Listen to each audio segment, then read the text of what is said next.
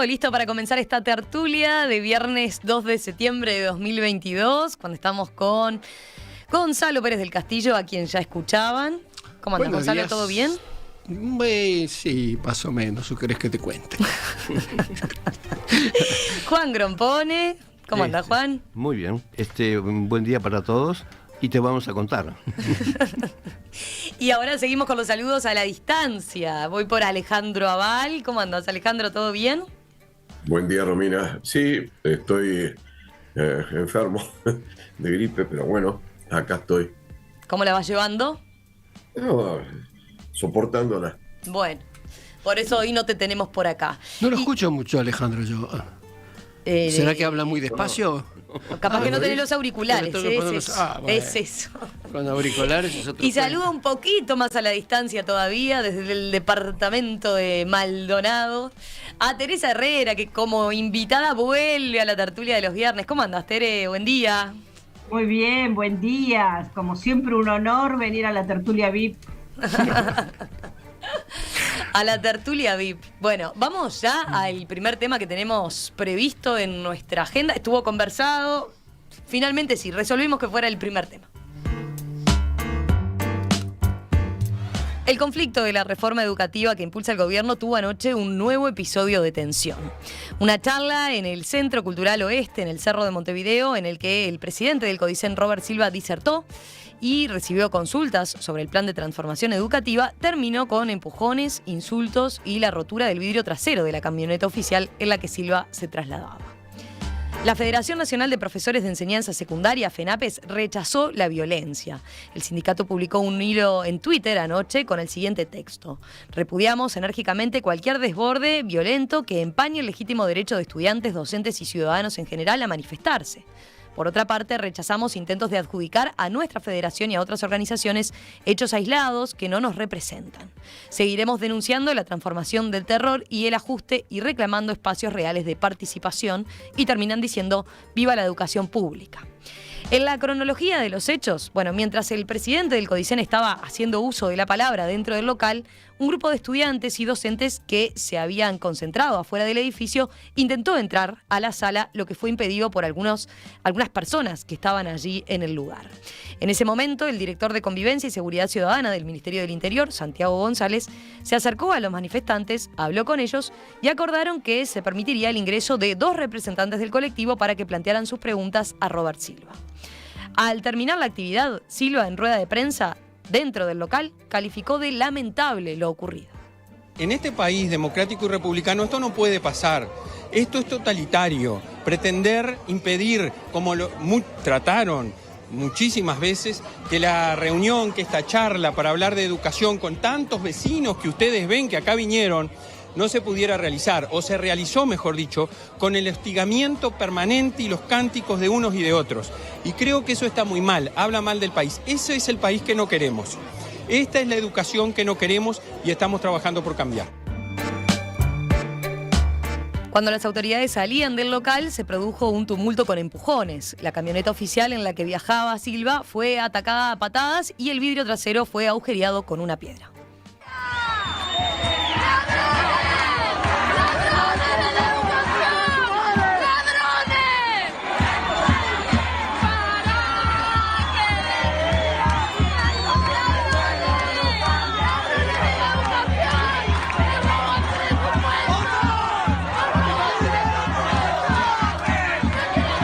Santiago González explicó, hablando con El País, que antes de este incidente había conversado con representantes de los distintos partidos políticos que estaban en el lugar, del oficialismo y de la oposición, y con representantes de la FENAPES, la Federación Nacional de Profesores de Enseñanza Secundaria, y de la Asociación de Docentes de Enseñanza Secundaria, ADES. Dijo que, entre todos, organizaron un cordón de seguridad para evitar más desmanes, pero añadió, algún grupo desubicado que no entendió la convivencia democrática tiró piedras y rompieron la camioneta innecesariamente, dijo el jerarca del ministerio. A su vez, González indicó que se realizaron decenas de desocupaciones en centros educativos de todo el país y que no hubo incidentes. Este es un hecho totalmente aislado, agregó. Bueno, todos coincidían en la importancia de este tema para incluirlo dentro de la tertulia.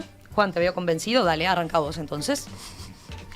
Bueno, lo primero es condenar los incidentes y la agresión, ¿verdad? Y una cosa es manifestar ideas y otra cosa es ejercer la violencia. Eso tiene que quedar perfectamente claro. Pero entonces empecemos ahora un poco a mirar de otro punto de vista. Es decir, que la posición contraria a la reforma reclama diálogo, reclama asambleas, y eso en el Uruguay ya se sabe qué hace. Cuando alguien quiere que algo no suceda, pide una asamblea, o mejor dicho, pide una comisión. Una asamblea es una supercomisión. De modo que ese pedido es un pedido de dilación simplemente. Y piden por supuesto, eso es justo, es obvio, siempre la educación, aquí en todos los lugares del mundo y en todos los tiempos, siempre la educación va a tener poco dinero, poco presupuesto. Así que ese es un reclamo justo. Lo que es absolutamente injusto es lo del diálogo, ¿no? Bueno, pero yo quiero recordar la historia, confirmar lo que siempre repito. En Uruguay la educación siempre se cambió por la fuerza. Y quiero mostrar la historia porque es elocuente. La reforma de Varela se hizo bajo la dictadura de Latorre. La universidad nueva se hizo en contra de la opinión de la sala de doctores, que eran los egresados, el conjunto de egresados de la universidad vieja. La enseñanza media se creó bajo la dictadura de Terra, es decir, se la separó de la universidad y se la creó un organismo autónomo. Las universidades privadas se aceptaron bajo la dictadura militar. La reforma de Rama encontró una feroz oposición. Y el plan Ceibal se impuso por un decreto de Vázquez. Es decir, todo se hizo por la fuerza. Es decir, no hay manera de reformar en el Uruguay si no es por la fuerza. Es decir, que no funciona eso. La famosa frase de que se repite, no hay reforma sin los docentes. Pero el caso es que tampoco hay reforma si no es por la fuerza. La picó. A ver, ¿no hay reforma si no es por la fuerza? Lo he dicho muchas veces y siempre me critican muchísimo, pero acepto las críticas. ¿Hay otra chance? A ver. Habiendo ¿hay dos posibilidad de docentes, bueno, además de Juan, yo le cedo la palabra a ellos. Y a ver, vamos a escuchar a Teresa, dale, Teresa. Bueno, por una alusión. Dale. Por una alusión.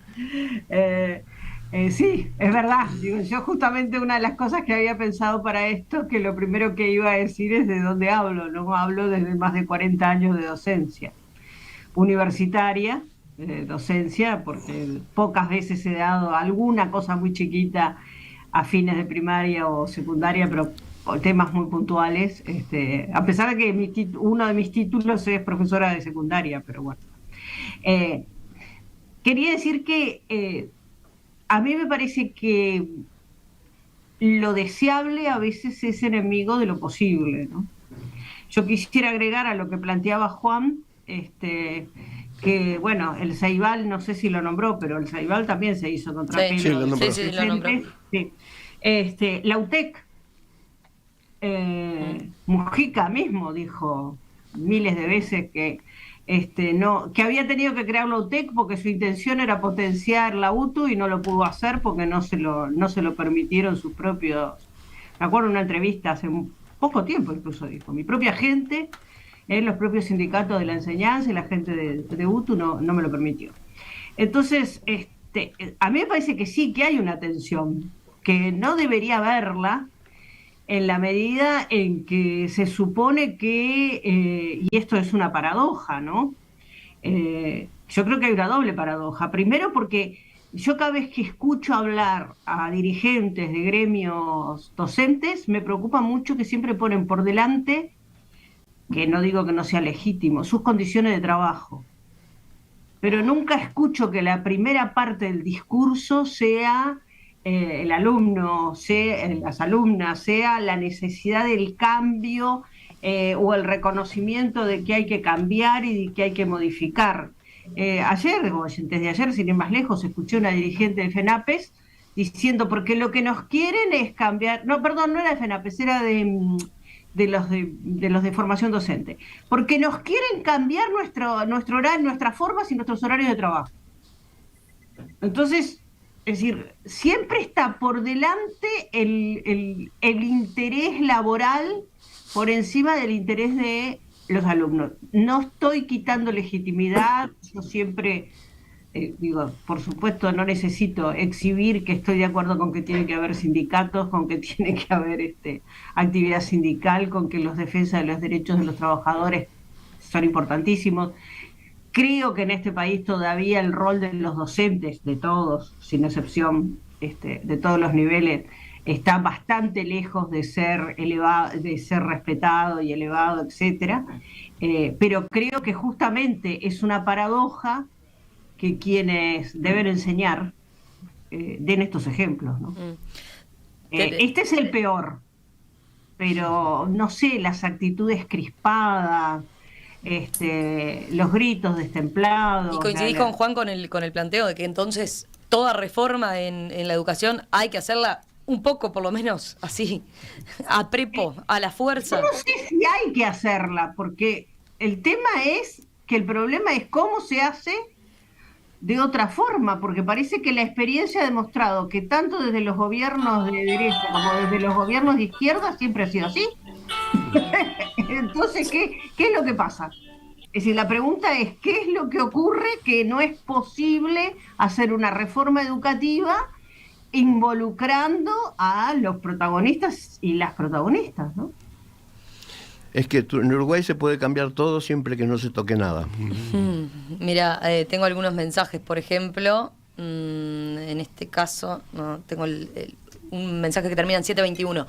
Al valorado Juan, también la reforma del Plan 41, el Plan 76, se realizó en dictadura, dice Alejandro, perdón.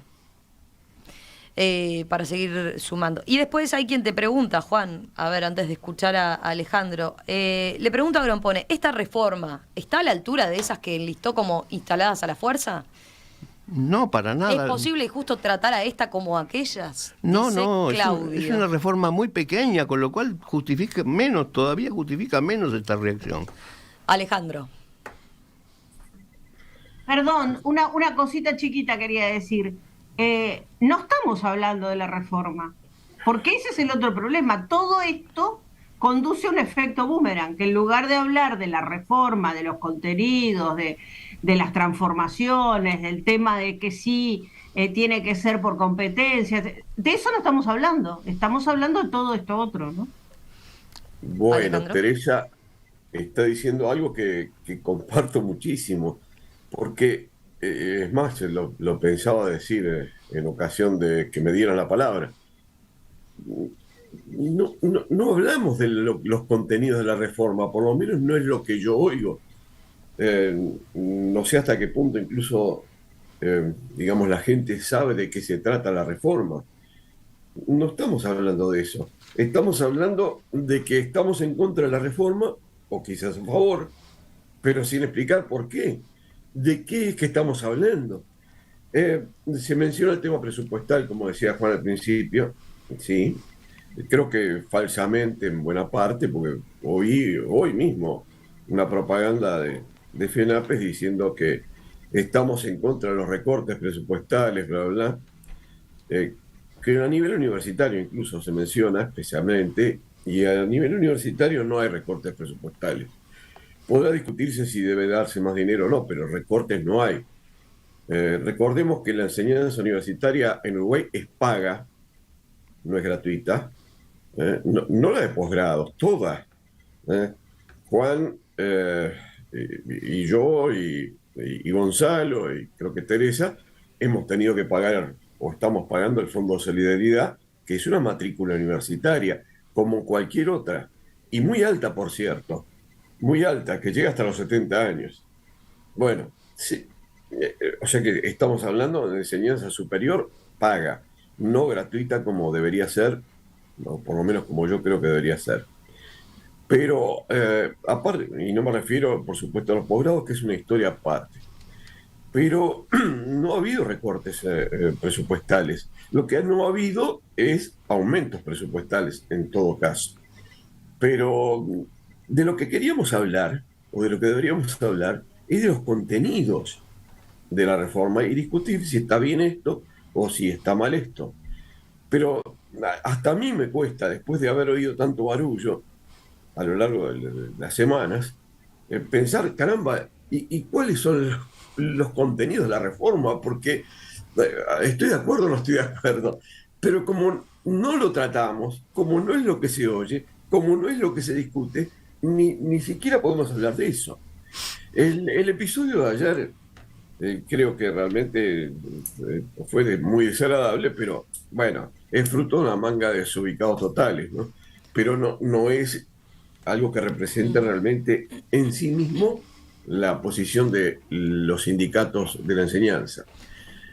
Respecto a eso, sí, además, me parece que los sindicatos de la enseñanza pueden reclamar algunas cosas respecto a la reforma. Por ejemplo, si tienen que establecerse elecciones de horas por periodos más grandes, digo para decir un ejemplo nomás, ¿no? O tiene que seguir siendo elección de horas en secundaria en forma anual. La elección de las escuelas donde van a ir los docentes de primaria, de esas cosas es muy razonable que hablen los gremios. Pero básicamente la cuestión de si el plan de estudios debe ser por contenidos o por competencias y cuestiones de esa naturaleza, en realidad no es propio de los sindicatos. En todo caso es algo propio de las asambleas técnico-docentes, que estamos muy bien y muy necesario que lo discutan, pero no es algo propio de los sindicatos. Entiendo el punto. Acá tengo, mira, algún mensaje, ahora sumás eso, Alejandro, de qué es competencia o no, pero es verdad, dice este oyente, que hay que buscar el punto medio. Si los docentes no entienden la reforma, todo sigue igual, porque hay un currículum documentado, pero hay un currículum en acción, y para eso se precisan los docentes, dice Mara de Carmelo. No, el problema de la reforma que señala Alejandro, bueno, no estamos discutiendo eso, es que, dice ella, no hay contenidos aún. Y eso es lo grave. Los docentes van a elegir horas sin conocer los programas, apunta. Gonzalo, suma vos y después agregamos otro punto que quiero trasladarles. Bueno, a mí me parece que acá hay hechos que son absolutamente indiscutibles.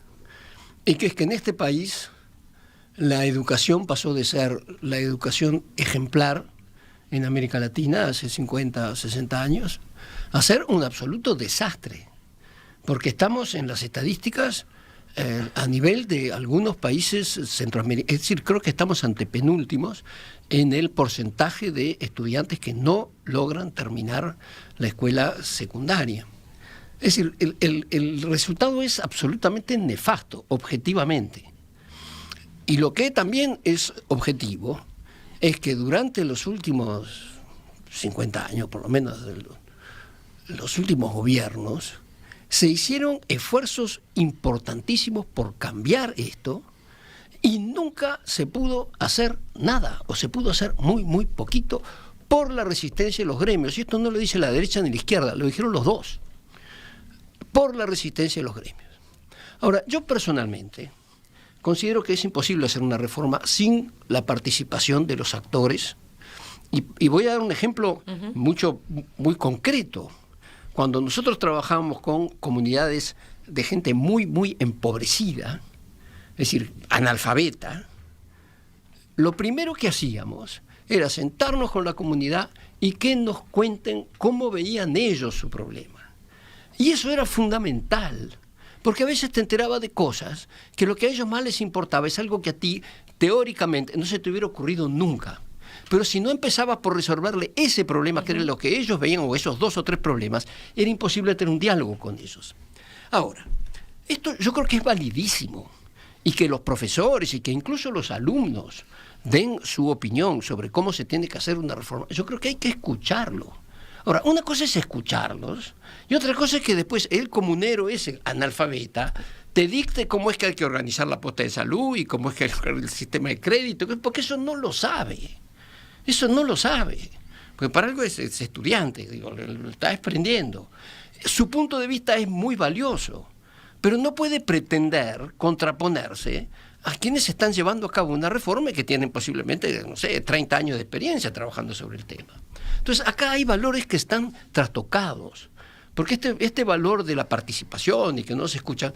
Yo vi que en el gobierno anterior, gobierno del Frente Amplio, se creó este Edu 21 con las mejores cabezas de tema de reforma educativa o de educación, que incluían todos los partidos políticos, y se pusieron de acuerdo en algunas cosas claves. Y eso es lo que se está empezando a tratar de implementar. Y también es muy llamativo que el propio presidente Mujica haya dicho: yo traté de hacer la reforma educativa, pero no la pude hacer porque los gremios me lo impidieron. Entonces, evidentemente acá, como decía Juan, acá hay un problema serio de intereses corporativos que no están dejando avanzar un proceso que es absolutamente necesario, nadie lo puede negar. Bueno, a partir de lo que decía Juan de acá todas las reformas se hicieron con autoridad o medio a la fuerza, ¿no? A ver, hoy en la entrevista incluso que manteníamos más temprano con el presidente de la ANEP, con Robert Silva, él marcaba un camino alternativo, por lo menos que está llamando a que lleven adelante quienes de alguna forma están a favor de la reforma. Sabemos que hay una enorme cantidad de personas que están de acuerdo con lo que estamos haciendo en educación, que es necesario. Entonces lo que a veces uno dice, bueno, pucha, como nos pasa en los liceos o nos pasa en muchos lugares, hay muchos que están de acuerdo. Bueno, también a veces yo les digo, bueno, manifestémonos, como lo hice yo, y casi 7.000 cuando salimos a las elecciones y conseguimos un lugar en el Codicen. Cuando nos decían es una locura, no lo haga, tené cuidado, y bueno, lo hicimos y lo logramos. Entonces creo que también hay que salir a decir, bueno, pará, vos pensás eso, dejadme hablar a mí y decir lo que pienso yo, porque si no, siempre se escucha solo una campana. Eso es un poco el llamado que ayer hicimos ante esa situación de desborde que padecimos. ¿Cómo ven ese punto, por ejemplo, que plantea Silva? Esa convocatoria a que también quienes respalden la reforma de alguna forma se manifiesten. Bueno, yo puedo hacer un pequeño comentario, casi profesional. La enseñanza por competencias. La enseñanza por competencias existió siempre en algunas materias. Y el caso particular es, en particular, matemáticas. Es decir, en matemáticas no se enseña la historia del teorema de Pitágoras. Se enseña a usar el teorema de Pitágoras, no se enseña quién descubrió la solución de la ecuación de segundo grado, se enseña a resolver ecuaciones de segundo grado y se ponen problemas para hacer eso. Es decir, y eso es enseñar por competencias. Cuando se enseñaba la lengua española, no se enseña la historia del miocid, de dónde se originó y qué influencias hubo y cómo se fundó la Real Academia. Se enseña a leer y escribir y a entender lo escrito, y eso es competencias. Es decir, lo que pasa es que en geografía, en las ciencias, en la historia, en las ciencias sociales, no se usa ese método. Entonces, ahí es donde está la resistencia. Pero que en la lengua y en la matemática siempre se enseñó por competencias, es clarísimo para mí. Está bien. Good point, diría un francés. Bueno, a ver, ¿qué quieren agregar? Yo creo que sí, que se puede enseñar por competencias en cualquiera. Es más, algunos de los problemas que tenemos en nuestra educación... Yo no soy egresada de la UDELAR, perdón, yo soy egresada de la U, así que no me salvé de pagar el fondo de solidaridad, ¿no? Porque era cuando lo decía. Pero en realidad, a mi juicio, uno de los problemas, por ejemplo, en la enseñanza en ciencias sociales es las dificultades en la enseñanza de metodología, ¿no? Y eso es la competencia. Entonces, en realidad los métodos están en todas las ciencias, tanto en las duras como en las blandas. Y para poder ser competente en cualquier profesión, uno tiene que manejar la metodología. Si no maneja la metodología, realmente, puede llenar anaqueles muy lindos de libros, pero eso no le cambia las condiciones de vida a la gente, ¿no? Y en realidad yo creo que por lo menos yo estudié ciencias sociales para eso, ¿no? Para colaborar en cambiar las condiciones de vida de las personas. Entonces me parece que cualquier ciencia tiene la obligación de partir de esa base. No es el saber por el saber mismo. Claro que hay que saber, pero también hay que saber aplicarlo. La ciencia aplicada es fundamental. Y eso es la competencia. O sea que a mí me parece perfecto. Yo reconozco que no conozco el planteo general que hay, por esto mismo que estamos hablando ahora, porque vivimos discutiendo otra cosa y no cuál es el planteo que se está haciendo en este momento. Ahora, en la discusión global, filosófica de la educación, lo que tiene que ver con competencia, lo que tiene que ver con ciencia pura, y bueno, las dos cosas. Hago la aclaración que por ahora lo que se conoce es eso, ¿no? Es el documento, Claro. eso, que fíjese, ese marco filosófico en todo caso, como dice Teresa, ¿no? Claro. O sea, Claro. donde se pone énfasis en y se argumenta por qué ir por este concepto de las competencias. Claro. Siempre es curioso, porque otra cosa que voy a agregar es que en estos últimos días hemos estado escuchando a alumnos y estudiantes, sindicalistas, explicando por qué se oponen a la educación. Y francamente, lo que más llama la atención es su absoluta incapacidad de explicarlo. Porque utilizan estas palabras de que si es por competencias o es por contenido, si se contrapone y en el fondo es ideológico porque es neoliberal. Y vos al final decís, pero ojalá que mis nietos no tengan que ser educados por esta gente porque no se entiende lo que dicen. Y yo creo que Mirá, ser un hay docente... oyentes que seguro van a discrepar contigo porque nosotros hicimos una entrevista acá con algunos jóvenes y recibieron elogios por cómo se expresaban y por cómo argumentaban más allá de el eslogan de mercantilizar la educación, de que es una política neoliberal. Por ahí recibieron elogios. Bueno, mira, menos mal que no me tocaron esos jóvenes, lamentablemente, me hubiera encantado escucharlos. Yo los que escuché, terminé de escuchar y decir, ¿qué quiso decir esta persona? Porque no se entiende. ¿Cuál es la objeción de fondo? No, está bastante claro lo que se quiere hacer con esta reforma, pero además de eso, es absolutamente imprescindible, ya no necesario, es absolutamente impostergable. Nosotros estamos creando jóvenes y produciendo una sociedad de gente que no tiene elementos básicos para manejarse en un mundo que está cambiando vertiginosamente. Y no lo estamos haciendo, nos estamos quedando atrás con respecto a países latinoamericanos, donde siempre estuvimos adelante. Entonces, ¿de qué estamos discutiendo? ¿Cuál es la contrapropuesta a esto? No hacer nada, seguir sin cambiar nada. Esa es la propuesta. Alejandro, ¿te queda algún último comentario? No, me queda un montón. Bueno, a ver. Pero no da el tiempo. Ya hay pero- un montón de pero- mensajes, entre las cosas, y muchos muy interesantes, muy valiosos, que aportarían al debate. No me da tiempo para leer todos, pero dale vos. Bueno, leí alguno. ¿Está bien? Dale, los selecciono y ahora dale vos primero y yo marco alguno. No, Lo que pasa es que son disparadores de mejor- otros temas, que nos llevarían a otros temas. Dale. No, a mí lo que a veces me horroriza es cuando veo algunos, como decía Gonzalo, cuando veo algunos de los, de los docentes, ¿no? Que están protestando contra la reforma y los oigo hablar y veo los énfasis que ponen y el tipo de expresiones que utilizan, realmente me resulta pero muy chocante, la verdad. Le quita validez a la argumentación, si es que la tienen, la forma como se expresan. No digo que ocurra con todo el mundo, por supuesto, pero es bastante común verlos en la televisión o en la radio expresarse de una manera totalmente inadecuada para lo que debería ser una persona con una buena formación, que además es el que está dando o colaborando en la formación de los jóvenes. Realmente me resulta sumamente chocante eso. En cuanto a los estudiantes en sí mismos, una cosa que me pregunto cuando veo, por ejemplo, las ocupaciones, como vi en algún caso concreto muy de cerca de algún liceo público de acá en Montevideo, es la poca gente. Porque los que están ocupando, los que están, los estudiantes, ¿no verdad? Que están participando de eso, por lo menos en los casos que yo he visto, o en el caso concreto que he visto, eran, queda medio feo decirlo así, pero eran 5 gatos locos. Es decir, no por locos, sino por pocos. Por Poquísimos.